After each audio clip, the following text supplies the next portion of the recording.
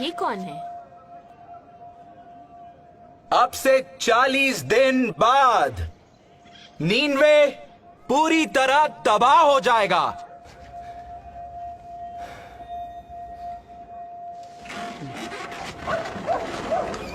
बस 40 दिन बाद। बकवास कर रहा है। नीनवे को कौन तबाह इसराइली है, करेगा? इसराइली। लगता है कोई पागल है। यहोवा ने ये कहा है।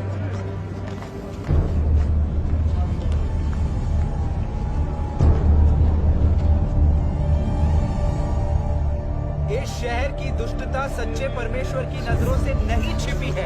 यहोवा ने ही ये संदेश भेजा है। ये शहर पूरी तरह नाश हो जाएगा। नीनवे पूरी तरह तबाह हो जाएगा।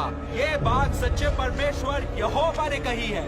35 दिनों में, बस 35 दिनों के अंदर नीनवे तबाह हो जाएगा। नीनवे को तबाह कर दिया जाएगा। ये शहर नाश हो जाएगा। 25 दिन बाद हम सब कुछ छोड़ के कैसे जा अब सकते हम हैं? क्या करें? ये तो इजराइलियों के ईश्वर यहोवा का नबी है। क्या हम शहर छोड़ दें? अरे ऐसे कैसे जा सकते हैं? शहर छोड़ दे? हम जाएंगे कहाँ? ये शहर पूरी तरह नाश हो जाएगा। देख, अगर हमने पश्चाताप किया तो शायद इसका भगवान हम पर रहम करे।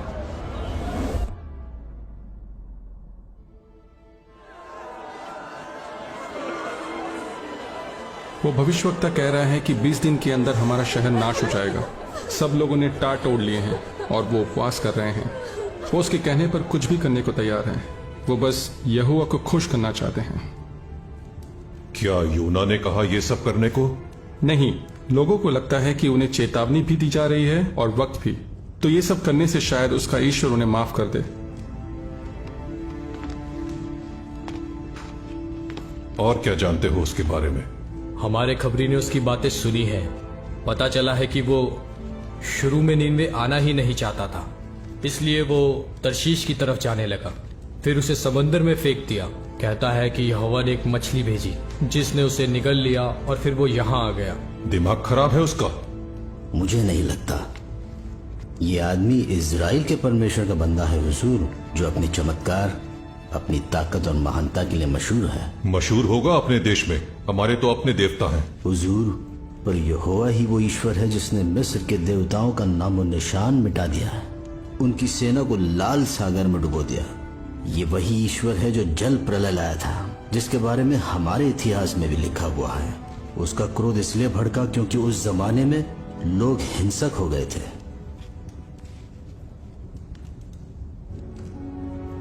शास्त्री को बुलाओ। नहीं, मुझे ये सब नहीं चाहिए। ये कहर यहोवा की तरफ से है।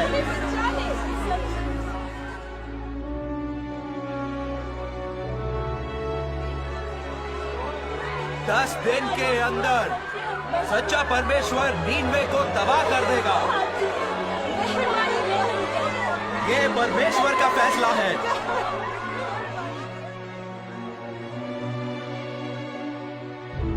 इस शहर की दुष्टता सच्चे परमेश्वर की नजरों से नहीं छिपी है। यहोवा ने ही ये संदेश भेजा है। नीनवे तबाह कर दिया जाएगा। ये शहर नाश हो जाएगा।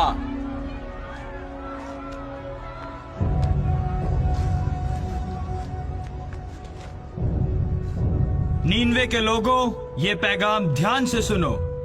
ये राजा की तरफ से है।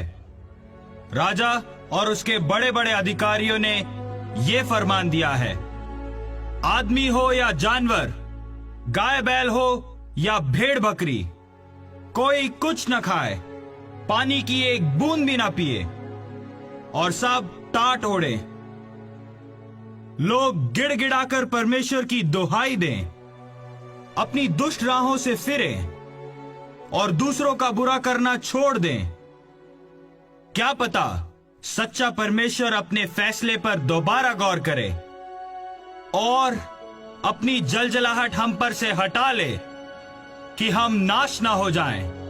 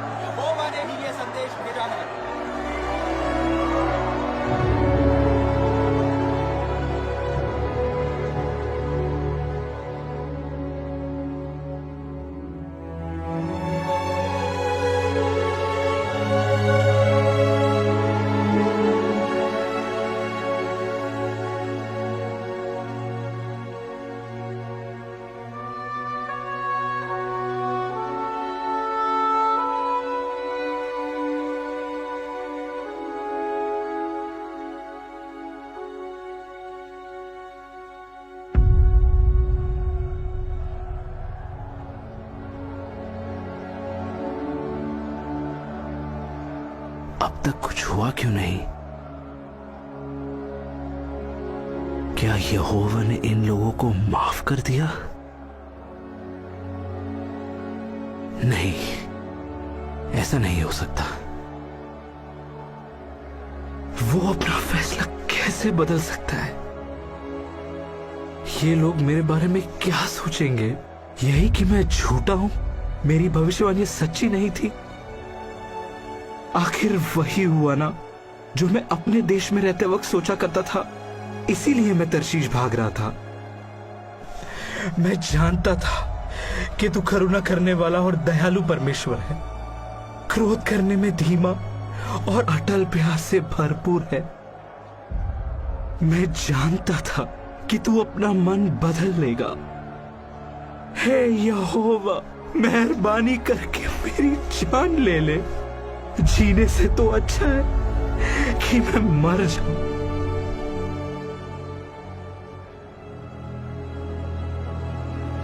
क्या तेरा गुस्से से भड़कना सही है? मुझे यहां से निकल जाना चाहिए। रहम कर, मत जा। तू वाकई सच्चा ईश्वर का बंदा है। मेहरबानी करके रुक जा। नहीं, मैं एक पल भी नहीं यकीन रुकूंगा। है कि तू सच कह रहा है। हम तुझे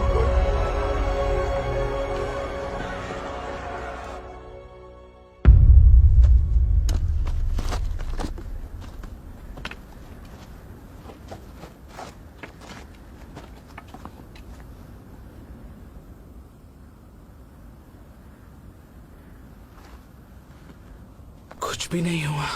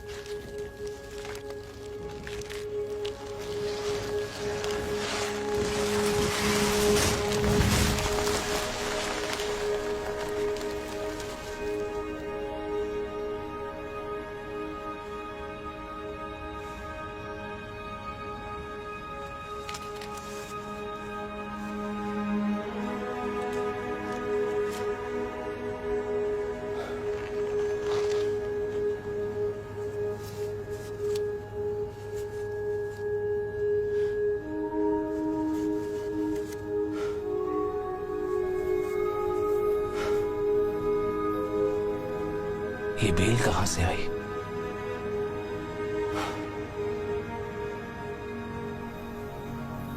यहोवा को अब भी मेरी परवाह है।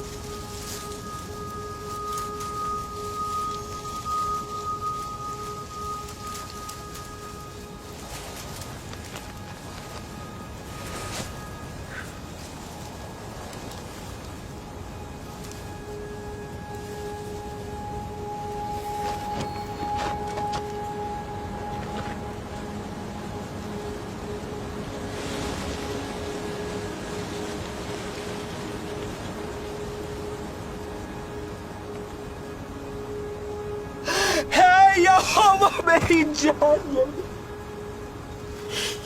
मुझे मर जाने दे।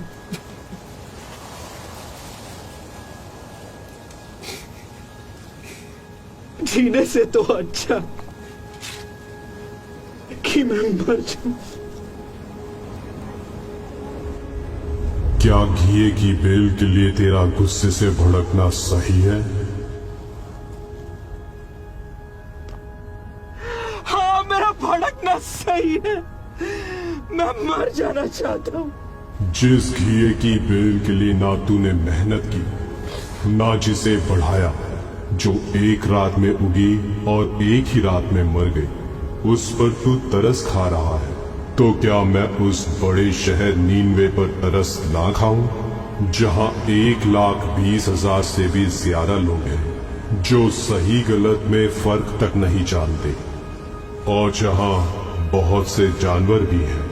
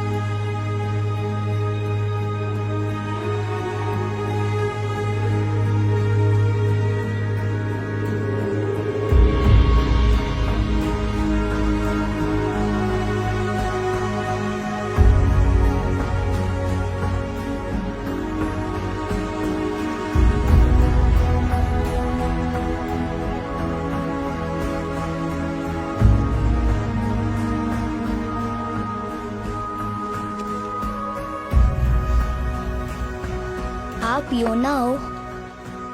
हाँ बेटा। आप ही ने हमें बचाया ना? नहीं, यहोवा ने बचाया है। मैं तो बस उसका संदेश देने आया था। शुक्रिया।